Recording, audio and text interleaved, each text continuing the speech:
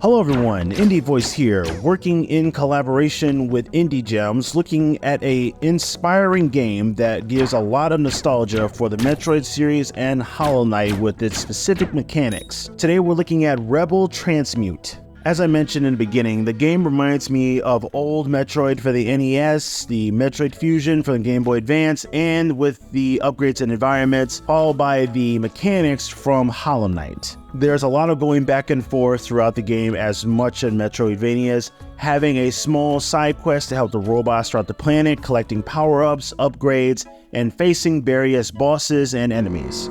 One aspect that might intrigue players is the game's increasing complexity.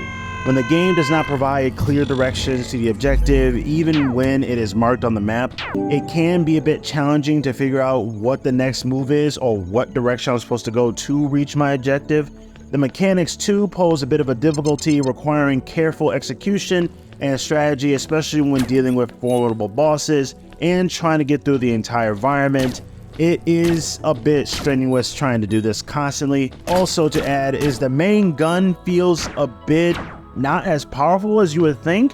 If you played Metroid before, you know the original, the only bare minimum gun that you get is at least useful. While in this one, it feels like it's barely used. It seems to shoot very short, and it only gets a decent upgrade when you find it, and it allows you to shoot farther. But overall, even with all of its negatives and some complexity here and there, it was a very fun experience going through the interesting environments, listening to the story, and a lot of other things that was really good about this game. But it really is downing when it comes to these certain weapons that you start with in the beginning and trying to figure out where you're supposed to go in this vast planet. For the story of Rebel Transmute, battle your way through a living planet in Rebel Transmute, a sprawling 2D action exploration epic game. You embody Moon Mikono as you explore and reprogram your abilities, dual twisted sci-fi experiments, and rebel against colonizers and search for your long-lost mother. For the pros and cons of Rebel Transmute: pros, nostalgic mechanics, upgrades for fans of Metroid and Hollow Knight, complex gameplay with challenging bosses, interesting story with a personal touch, and side quests to keep the gameplay fresh. Cons: it lacks of clear directions that can be very frustrating. The main gun feels very weak until upgraded, backtracking can be very tedious, and high difficulty level may limit the audience.